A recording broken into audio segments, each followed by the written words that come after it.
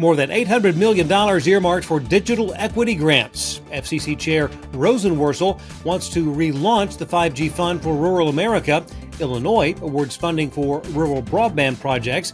The window opens for round 5 of USDA's Reconnect program and an automated platform for creating the now required FCC broadband labels. Those stories and more on This Week in the Broadband Universe. Hello, everybody. Welcome.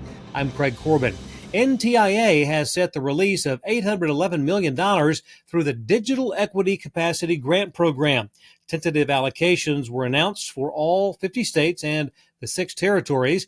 California slated to receive the largest allocation at $70.2 million. Texas next at $55.6 million. Florida, $41.7 million. New York, $36.8 million. And Pennsylvania, $25.5 million, rounding out the top 5. 6 through 10, Illinois, Ohio, North Carolina, Georgia, and Virginia.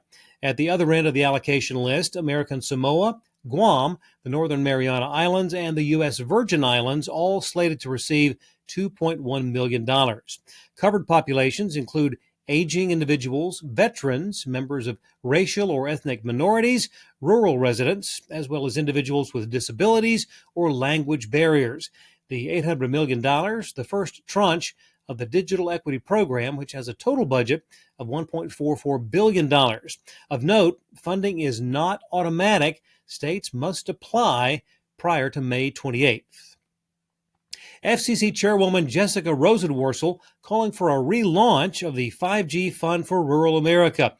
$9 billion would be allocated for 5G expansion, along with $900 million in incentives for incorporating Open RAN in 5G fund-supported networks. The program was initially set to launch in 2020, but it was determined that the FCC's coverage map data was insufficient. Now, armed with an updated national broadband map, Phase 1 of the 5G fund would utilize a multi-round reverse auction to distribute the $9 billion.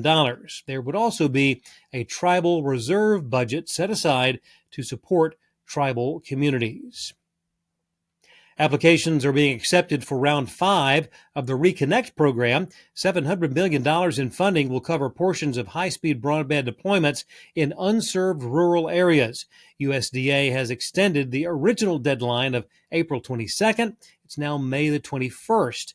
Grants, loans, and grant loan combinations will be awarded. Scoring criteria gives the largest number of points for how rural the proposed service area is, along with the economic need of the community and affordability and labor standards.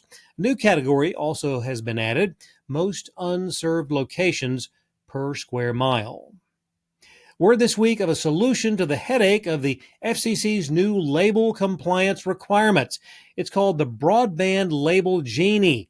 ETI Software Solutions in Atlanta has launched the automated platform, which will allow ISPs to create, manage, and securely store FCC product IDs and labels, which must include a myriad of information, including service speeds, comprehensive breakdown of costs, including fees, installation charges, data policies, and contract terms and conditions, such as cancellation policies. You can check out a free webinar that ETI is scheduled for April the 9th. It will cover all of the FCC broadband nutrition label requirements, along with a demo of the Broadband Label Genie. If you'd like more information, visit www.broadbandfacts.ai, or you can contact Priscilla Bibarducci by email. That's info@broadbandfacts.ai. Connect Illinois has awarded nearly $40 million for a pair of broadband build-outs. Project in Greene County will receive $24.7 million for fiber broadband deployment. $15 million will go to a middle-mile network in Kendall County that is expected to be owned by the county. These awards mark the third round of funding for rural broadband projects in Connect Illinois. The state of Nebraska's Public Service Commission awarding $21 million through the state's Universal Service Program by way of a reverse auction.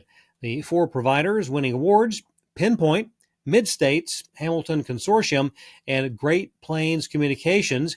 Bidding began January 22nd, with the final round of auction being held on March the 11th. Nebraska began using reverse auctions to award clawed-back universal service funds in 2022. Applications now being accepted by the Oregon Broadband Office for nearly $150 million in CPF funds.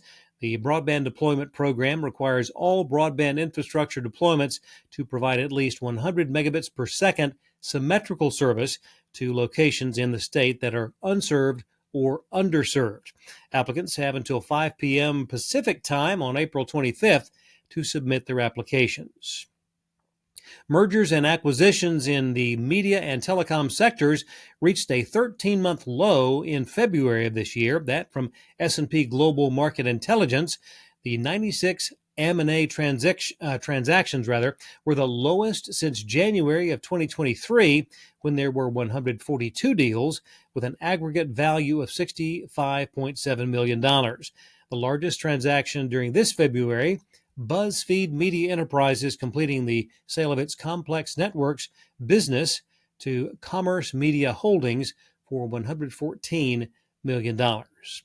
And finally, March Madness viewing of the men's tournament up year over year to 21.3 million. That's according to Ad Impact.